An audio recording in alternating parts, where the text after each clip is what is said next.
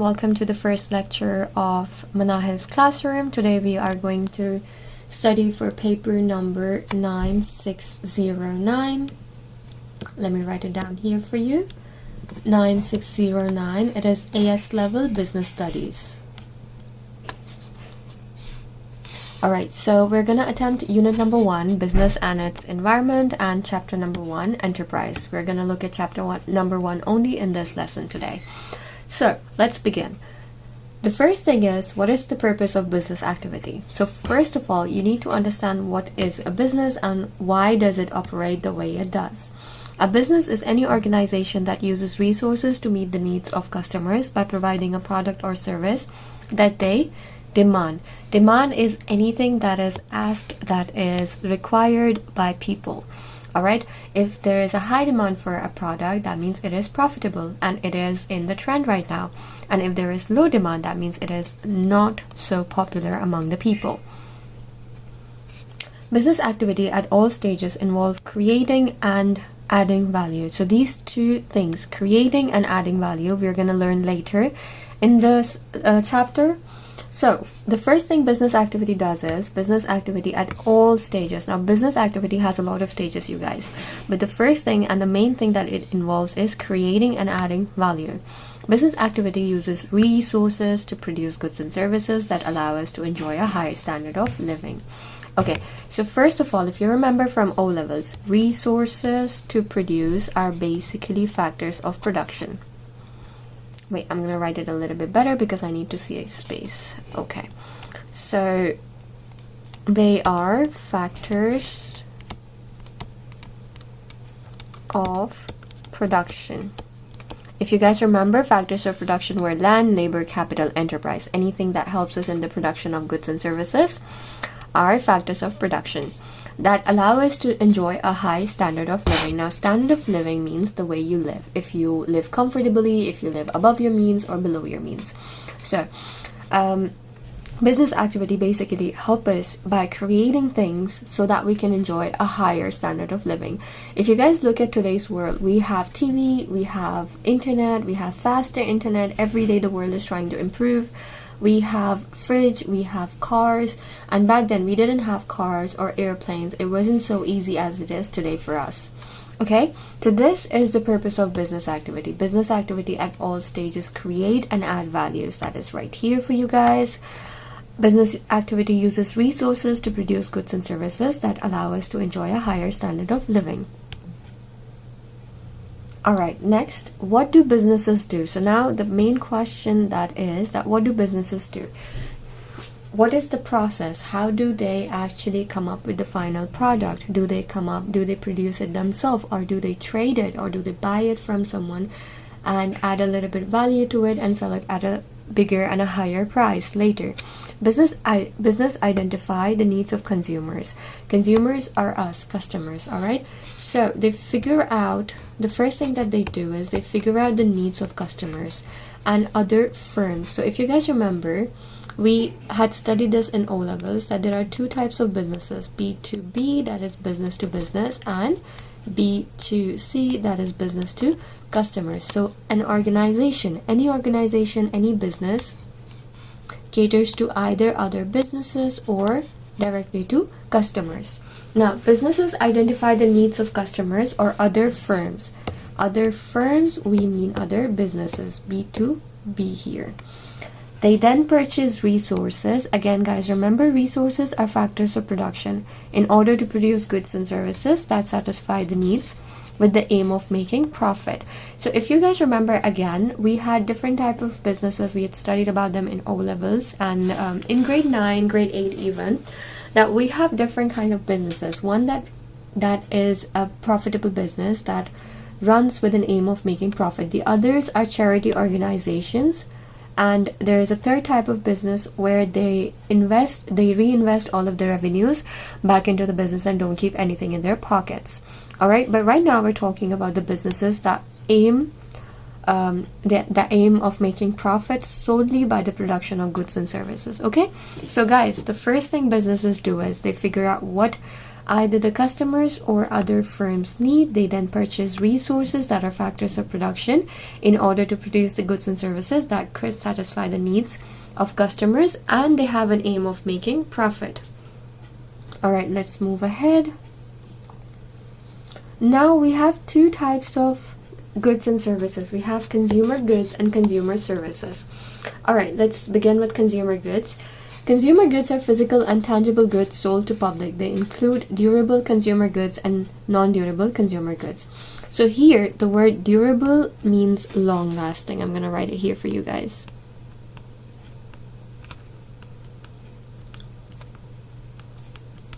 I'm sorry for my handwriting. My handwriting is actually very good, but I do not like using the iPad pen. I'm not used to it. And the non-durable means not long-lasting.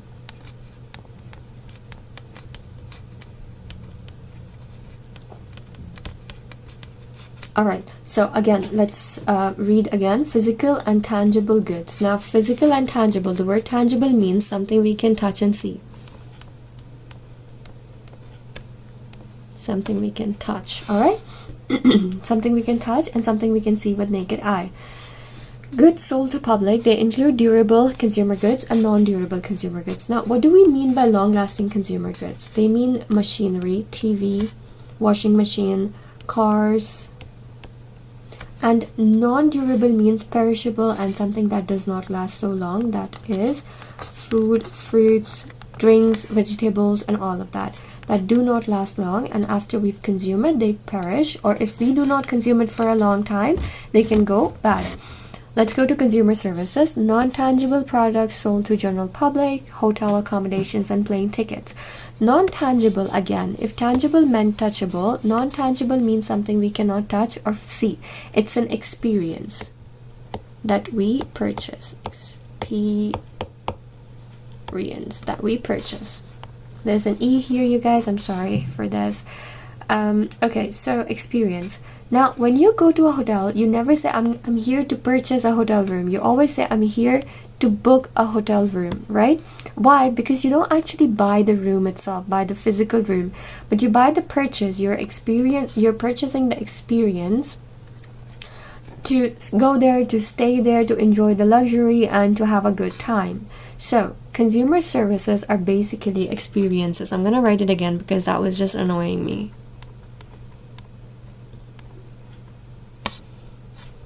Okay, so basically, again, you guys, these are experiences that we purchase, and the whole thing that we enjoy, that we actually go through, those are consumer services. For example, you've never heard of anyone saying, I'm purchasing an airplane seat, because you don't purchase the seat, you book the ride. So you enjoy the ride, they take you from one place to the other.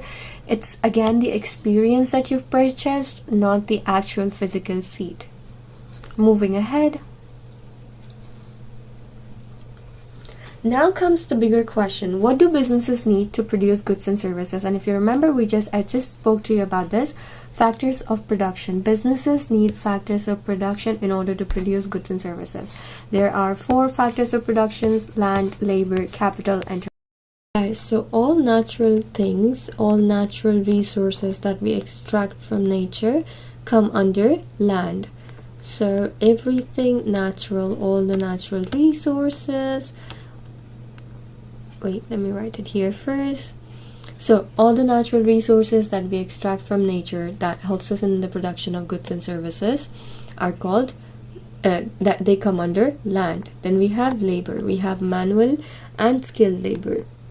Basically all the people that work for us, as well as the machinery that we use. Manual and skilled labor. Then comes capital, money. Capital literally and basically means money that we use to start up the business. Okay, you can, whether you're starting an online business, or you're starting a physical business, or you're starting a small scale business or a big scale business, it all comes under capital.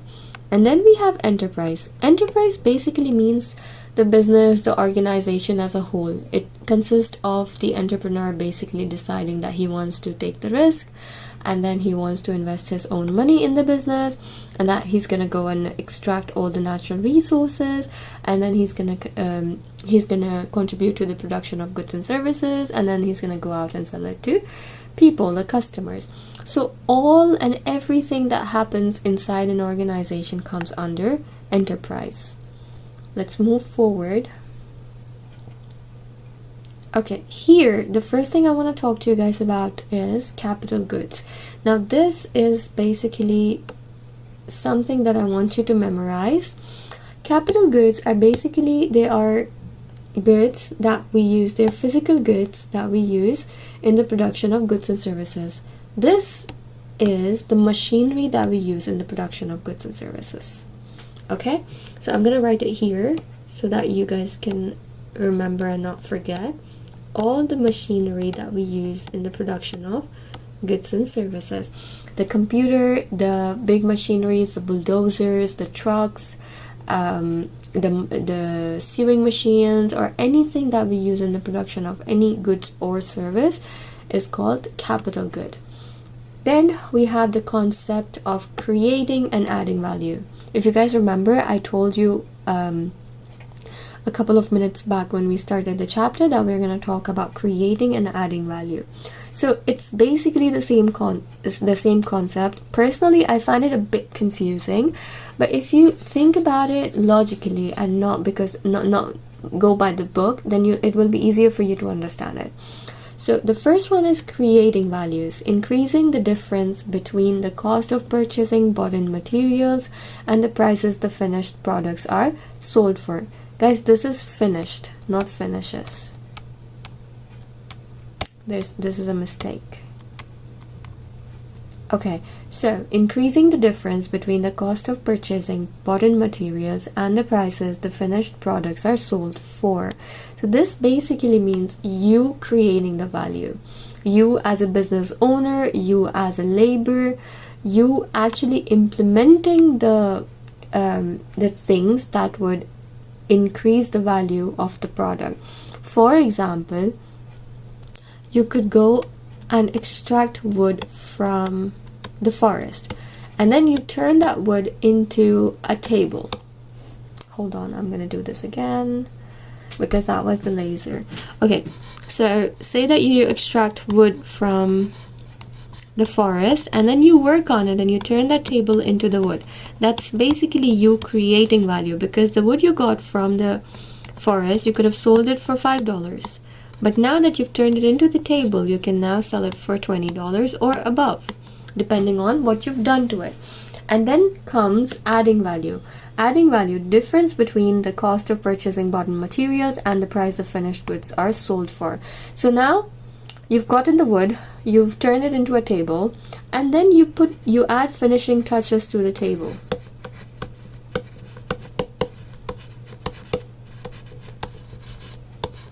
So once you've added those finishing touches to the table, it's ready and you've added the value. Now you can sell it for up to $30. Let me give you a very easy example for this. So you extracted the wood from the forest, you turn it into a table. This was you creating value. Alright, now you took that table, you changed the color, you painted over it, you put varnish over it, you put something shiny, like, I don't know, there's this spray that my brother has, and he actually sprays it on anything that's very matte, and it turns it into very shiny. So if like he does it, and then the furniture looks brand new. So maybe if you've put that on, and if you put some different kind of legs on the table, and you've paired it with something, or you've added a glass to the table, so all of that comes under adding value rather than creating value. So I hope you understand the difference between creating and adding value.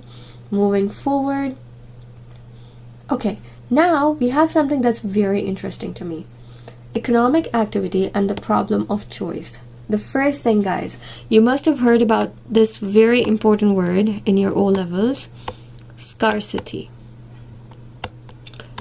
This means things not being enough. Scarcity refers to natural resources or the factors of production not being enough to satisfy everyone. But let's read the definition first. There are insufficient goods to satisfy all our needs and wants at one time. This is known as the economic problem. So in the easiest words possible, if anyone ever asks you what is the economic problem of the world, you say that there are insufficient goods to satisfy all the needs and wants at one time. Of course guys, there are a lot of human beings. लोग बहुत ज़्यादा हैं, चीज़ें कम हैं. We don't have enough resources to satisfy everyone in the world. We can never satisfy everyone. You as a business owner, you do not have enough resources. You will never be able to have enough resources to satisfy everyone at one time. कभी ना कभी कुछ ना कुछ ऐसा होगा where you won't be able to satisfy every single person. That is known as the economic problem. It is the purpose of economic activity to satisfy as many wants as possible. Yet we are left with wanting more. Now, the economic problem we're talking about here is a natural problem. That is because we haven't extracted enough natural resources. We're running out of natural resources. Have you ever heard this word extinct? Mostly when we talk about wildlife, we use this word that, oh, they are extinct, they're about to be extinct, the dinosaurs are extinct now, they're not, they don't exist anymore. So kya ho raha hai? That we are running out of natural resources. We do not have enough natural resources. Let me write it down for you. We do not have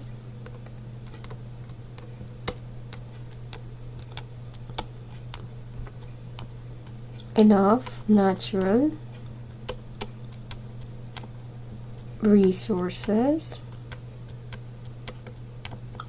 to satisfy all the wants in the world. We are always left with wanting more. I hope this clears the concept for you guys. ठीक है? Moving ahead. Okay, here is also a definition that I want you guys to learn.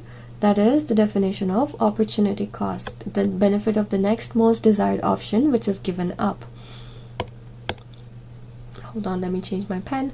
Okay, so opportunity cost basically means the alternative that you've given up. For example, you have a choice between buying a normal car and an electric car. So we have an option of electric car, and then we have an option of a car that runs on diesel or petrol. If you choose electric car to basically save up money on gas, then the normal car will be your opportunity cost. So anything you give up is your opportunity cost. Let me write it down here for you. Oh guys, I know cars don't run on diesel, they run on gas. I'm sorry, I'm just a bit tired today. So opportunity cost is basically something, the next best alternate that you give up.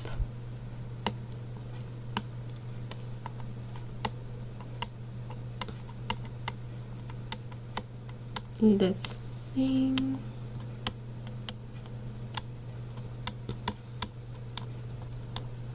You give up. Okay, I hope it makes it simple for you guys to understand. The shortage of factors of production lead us to having to make a choice. Okay, because we do not have enough natural resources, because natural resources are scarce, that is why we have to choose. We have to make a choice of what we want, and the thing that we do not want and the thing that we give up is basically the opportunity cost.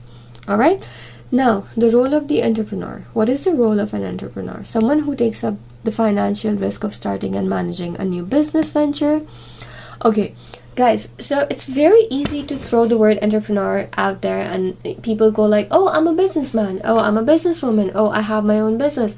But it takes guts. Anybody can actually go up and start a business, but no, not everyone can run a business.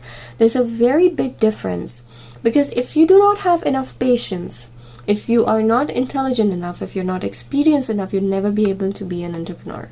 That's number one. Okay, so an entrepreneur is someone who takes the financial risk. That's number one. That's the first thing you have to do. You have to come up with the money to start your own business. And then once you've started your own business, that's not it. It doesn't stop there, guys. You have to manage it, because see, if I have a business and if I don't know the ins and out of my business, how will I know if my workers are doing the right thing? If I do not know how my product or my service work, how will I ever convince a consumer to buy my product when I do not know how it is being produced? Okay?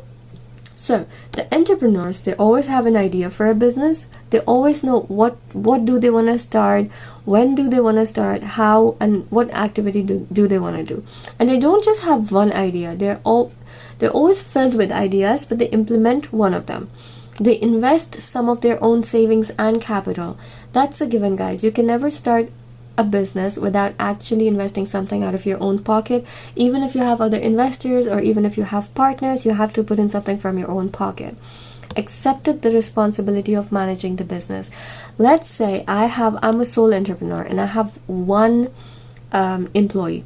My employee got sick and he didn't show up. Now I need to know how to manage my own business without that particular employee.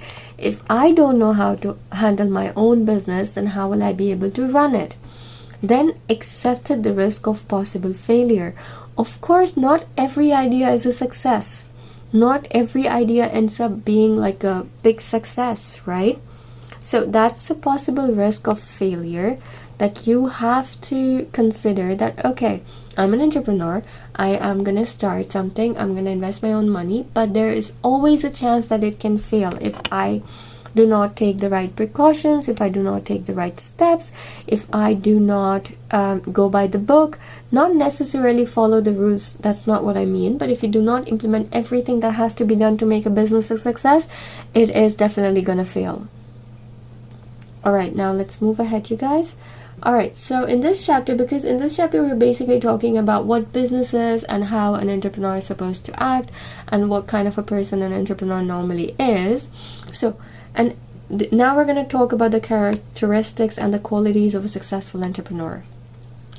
Number one is innovation. Of course, being an entrepreneur, you have to come up with the ideas. You have to know what you're going to start. You have to come up with different ideas to market your product. You have to know you have to be skillful, you have to be innovative, you have to, there in the world that your business is going to exist in the market that you're going to open your business in, it's going to have a lot of businesses that either produce the same product or service before you start your own, right? And what you need to do is you need to make sure, you need to come up with innovative ideas to make your business stand out. Commitment. A business never just succeed in one day or overnight. Business takes very long time. It needs consistency, it needs commitment, that you're not going to just leave it when things get hard. You have to pull through, you have to push through the bad times. Then multi-skilled. Again, guys, if you are the sole entrepreneur, let's say you have one employee and the employee got sick and you do not have a replacement, you yourself need to be able to come up with a way that you make your business work and not shut it down for the day. Okay? Then you as an entrepreneur, you as a producer of a particular product, you need to know how to market it. You need to know how to convince a customer to buy your product or service. Then comes leadership skills. Guys, of course, if you are an owner of a company and you do not possess the ability to make people follow your command or to make the people listen to what you're saying, you're never going to be able to be successful. In order for you to be successful, people need to stop. They need to listen to you. They need to know to follow your commands.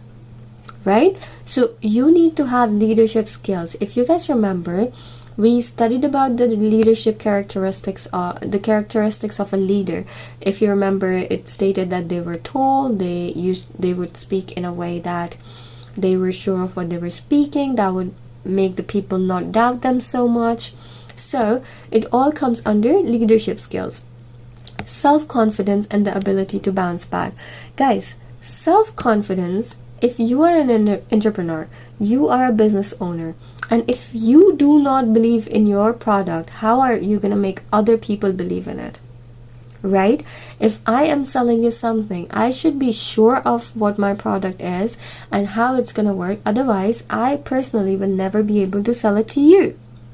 And the ability to bounce back, by this they mean that okay, in the simplest words, if a business is not doing so well, this doesn't mean that the business has failed. You need to come up with different ideas. You need to use your innovation. You need to use your leadership skills. You need to use your multi-talents and skills and make the business come back to be profitable. Risk taking. Again, guys, when you start a business, there is a risk of failure. So you have to consider the risk of failure. And if you still start a business, that means you're taking a risk. If your business is not going well and you still continue to ship through it, that means you're taking a risk. So risk-taking ability is a very, very important characteristic when it comes to an entrepreneur. Now, we're going to talk about the challenges faced by an entrepreneur. Okay guys, now once you've started your business, there would be a lot of challenges that you're gonna face, okay? It's obviously not always gonna be happy and good days. There are always gonna be bad days, and you are going to be facing a lot of challenges. So number one is identifying a successful business opportunity. You obviously need to start a business. Your business idea needs to be unique, but not unique to a point where people do not which people do not want anymore. It needs to be in demand. Whatever business you need to start, you need to see if it's in demand or not. Let's say in today's world, in 2026, I start up a paper company.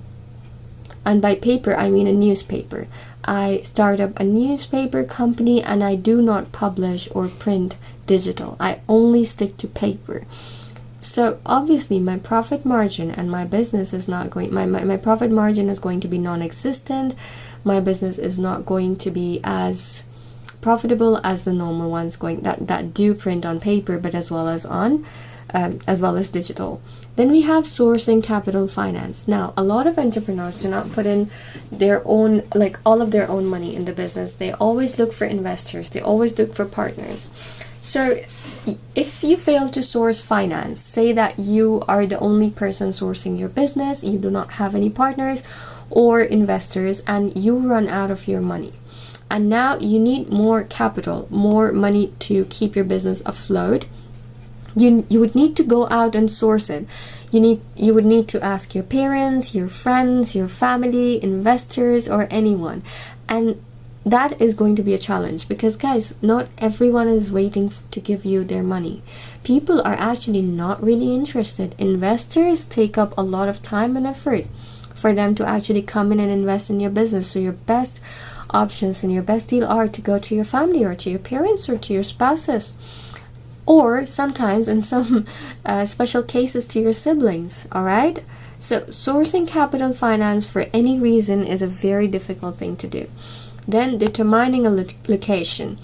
Of course, now right now for me, I live in Sharjah and I live in a very commercial area, and in this area, let's say I start a newspaper company, an actual company, an organization that sells newspaper. It is not going to be profitable at all. But if in my area, so I live in, if anyone is listening to me or watching this video from the UAE or Sharjah specifically, I live in Al Tawoun area, Al Khan area mainly. So let's say that I open a restaurant here in my area. It is a highly populated area where a lot of families live. So a lot of families and then very less bachelors. So let's say if I open a restaurant here, it is going to boom and it is going to earn much more than a newspaper company. Then comes competition. You have to look out for competitions. Guys, you know, my area is relatively very small and there are approximately 60 restaurants within 5 kilometers of my building. Okay, so the competition rate in my area is extremely high compared to the other areas. So I have to scout out the best possible location. That comes under determining a location as well as competition, because I need to be able to run my business up to the mark of others, or I will be run into the ground. Then building a customer base. Guys, whenever a customer comes in your business, you need to make them happy to a point where they come back to you. New customers are always like, oh my god, I'm having people come in. But how you know that your business is successful could be measured by how many people come back to you. How many returning customers do you have? And if you have, wait, let me finish writing it.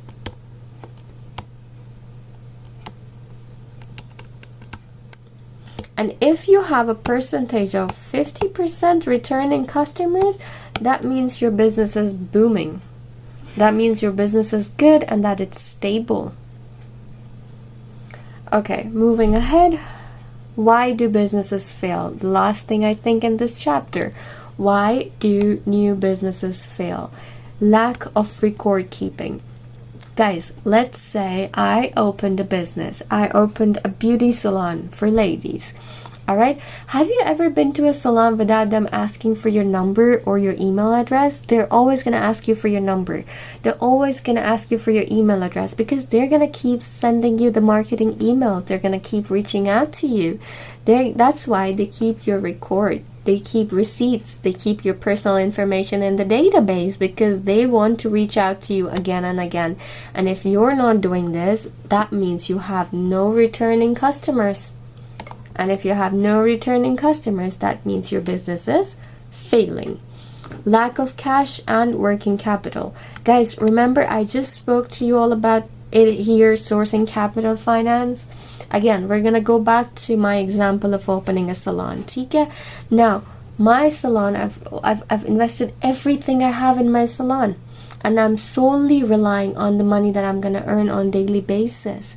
It is not, what if I don't have a customer for the day? How will I manage my expenses for that particular day? I won't be able to.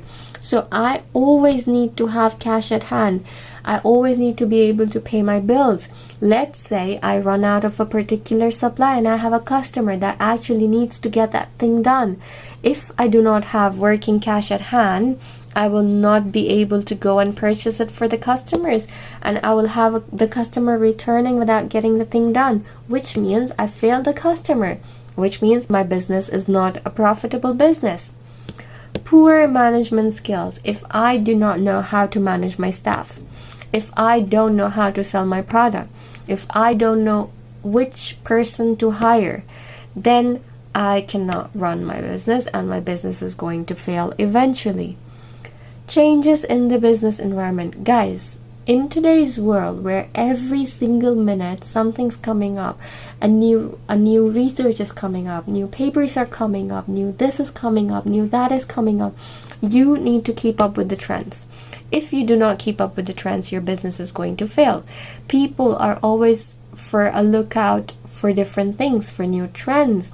Today in 2026, it is the world of social media, of the world of influencers. People are looking to get things done. So basically back then, let's go back to my example of my ladies salon, right? Beauty salon. So there's something called Korean facial. And this came out it came out a very long time ago, I think, but it got famous this year. Okay, and my mom, for Eid, she went to one salon, they did not have it. She went to the other salon, they didn't have it. She went to the third salon, they didn't have it. So she was really, really disappointed. Okay, and Korean salon is the trend. Korean facial is the trend of 2026. And then she finally ended up finding a salon in Dubai, and she drove to Dubai. That is like a 30 minutes drive from my house, and she got it done. So if you do not cater to the change in the business environment, if you do not cater to the change in market, to the change in demand, that could lead your business to fail as well. And I hope I made it very easy for you guys to understand and for you guys to remember. Thank you for today. Please do not forget to comment down below if you have any questions. You can always reach out to me via TikTok.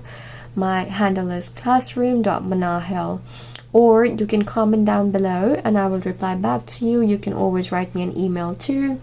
And please do check the description. I'm gonna put in the notes. I have handwritten notes for this chapter.